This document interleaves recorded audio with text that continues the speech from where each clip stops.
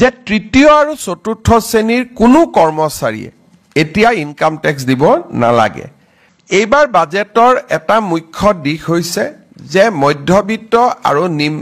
নিম্ন মধ্যবিত্ত সমাজলৈ সকাহ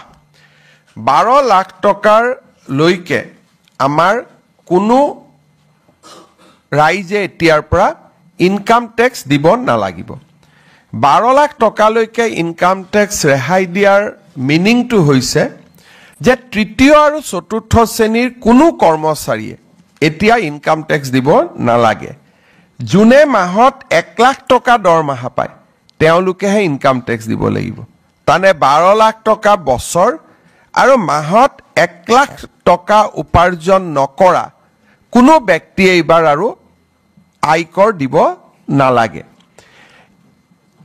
ইয়াৰ ফলত মই এক প্ৰকাৰ দেখা পাওঁ যে আমাৰ চৰকাৰী কৰ্মচাৰী প্ৰায় সকলোৱে ট্যাক্স আউটাৰ পৰা যাৰ বহুত দিন চাকৰি হোৱা নাই বিশেষকৈ নতুনকৈ চাকৰিত যোগদান কৰা 5 বছৰ 10 বছৰ 15 বছৰ চাকৰি কৰা কোনো লোকে ইনকাম টেক্স দিব নালাগিব ব্যক্তিগত খণ্ডটো উদ্যোগসমূহতো কাম কৰা খুব কম মানুহে ইনকাম টেক্স দিব লাগিব এক প্ৰকাৰ খুব ভাল ফাৰ্স্ট ক্লাস কন্ট্ৰাক্ট নকৰা বা ভাল কোনোবাই ব্যৱসায় নকৰিলে ইনকাম টেক্স দিয়াৰ প্ৰয়োজনীয়তাটো বহু পৰিমাণে নোহোৱা হ'ব ই ভাৰতৰ মধ্যবিত্ত সমাজখনলৈ এক বিশাল সকাহ এই বাজেটত অসমৰ কাৰণে দুটা বিশেষ গুৰুত্বপূৰ্ণ ঘোষণাই আমাক সকলোকে আনন্দিত কৰিছে আমাৰ ৰাজ্যত উদ্যোগীকৰণৰ এটা নতুন বাতাবৰণ টাটাৰ সেমিকন্ডাক্টৰ ইণ্ডাষ্ট্ৰি দি আৰম্ভ হৈছিল আৰু বহুতৰ মনত ধাৰণা আছিল যে এটা কিবা কৰি আহিলে আৰু শেষ আৰম্ভণি শেষ কিন্তু ইয়াক আমি মেইনটেইন কৰিব পাৰিছো 27000 কোটি টকা বেৰে সেমিকন্ডাক্টৰ ইণ্ডাষ্ট্ৰি অহাৰ পিছত এইবাৰ প্ৰায় 12000 কোটি টকা বেৰে এডভান্টেজ আসাম 2.0 প্ৰাৰম্ভণিতে আমাৰ হিন্দুস্তান ফাৰ্টিলাইজাৰ কৰ্পোৰেচনক নতুন ধৰণে নিৰ্মাণ কৰা বা ব্ৰহ্মপুত্ৰ ভেলী ফাৰ্টিলাইজাৰ কৰ্পোৰেচনক নতুন ধৰণে নিৰ্মাণ কৰাৰ ঘোষণা আজি আনুষ্ঠানিকভাৱে কৰা হ'ল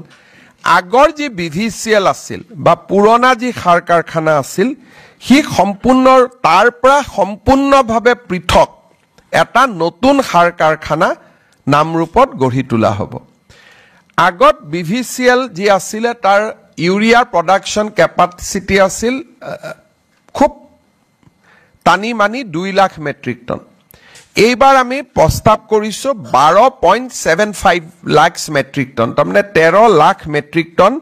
আমি ইউৰিয়া আৰু আদাৰ ৰিলেভেন্ট ফাৰ্টিলাইজাৰ আমি তাত নিৰ্মাণ কৰিব পাৰিম আৰু ইয়াৰ যেটো নতুন ব্যৱস্থা হ'ব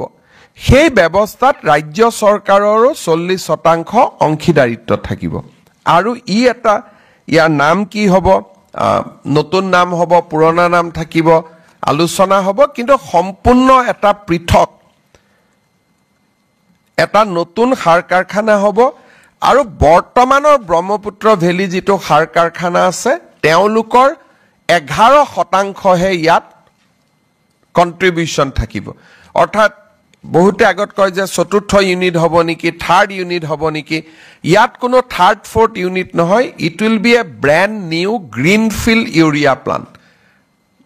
কমপ্লিটলি এটা নতুন সাৰ কাৰখানা নতুন টেকনলজি দি নতুন ইকুইপমেন্টেৰে ইয়াক নিৰ্মাণ কৰা হ'ব আৰু আমি ভাবো যে এডভান্টেজ অসমৰ সময়ত আৰু এটা সঠিক ৰূপ আমাৰ সন্মুখত আহিব কেন্দ্ৰীয় মন্ত্ৰী নিৰ্মলা সীতাৰমণ ডাঙৰীয়ানী সাৰ আৰু ৰাসায়ন বিভাগৰ মন্ত্ৰী জেপি নাড্ডা আৰু ভাৰতৰ প্ৰধানমন্ত্ৰী নৰেন্দ্ৰ মোদী ডাঙৰীয়াক মই বিশেষভাৱে ধন্যবাদ জনাইছো